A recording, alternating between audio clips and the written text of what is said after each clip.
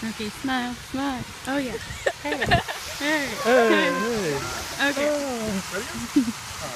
Man discovers new things every year, whether that's new birds in the sky or new fish in the sea or new atoms all around us. But there's one thing man's always been able to write off, and that's the existence of Bigfoot.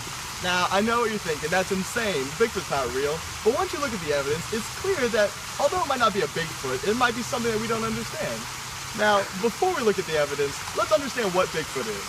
Now, according to an essay by Emily Upton called The Origins of Bigfoot, Bigfoot is anywhere from 6 feet to 8 feet tall. He's got brown and reddish skin and has about a size 18 foot. He's been seen in every culture that's ever lived, starting from the Native Americans, everywhere like that. He goes by many names, whether it's by Yeti, Sasquatch, or Bigfoot, like we call him here in the U.S. Now that we know what he looks like and the dimensions of him, let's take a look at the evidence. Now, according to a poll by Josh Stevens, there are 3,313 Bigfoot sightings every year. Now that's a lot of people.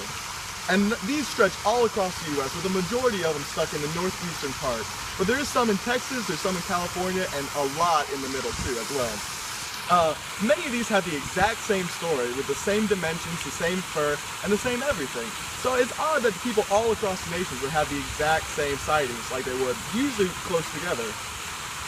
There are thousands of eyewitness reports, and a lot of them don't give their full name and title because they feel like everyone would look down on them if they did, because Bigfoot's not, normally believed to be real. Also, perhaps the most compelling piece of evidence, however, is what's known as the Patterson film. Now that's the piece of film we've all seen with Bigfoot walking into the forest. Now, this was recorded in 1986. Since then, they've run it through so many, just countless programs to see if they could fake it, whether it be a man in a suit or a man on stilts or anything like that. But every single time, there's always been something that hasn't been able to prove it. Like according to the North American Science Institution, they look at where the knee bends. And with the knee bends, there's no way that a person can have that unless they're on stilts. But if they're on stilts, their shoulders will still be roughly 4 to 5 inches higher than what it should be. And they've run it through countless different motion capturing tests and everything like that, and they've never been able to completely disprove it.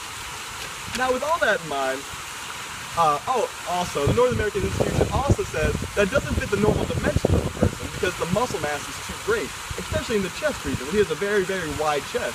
And that can be faked, according to the National American Institution. So with all this in mind, all the evidence points to that there may be a Bigfoot.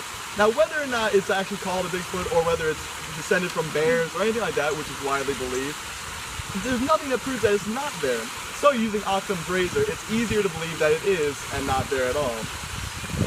With all the evidence that holds up over the testing and all this, it just makes sense.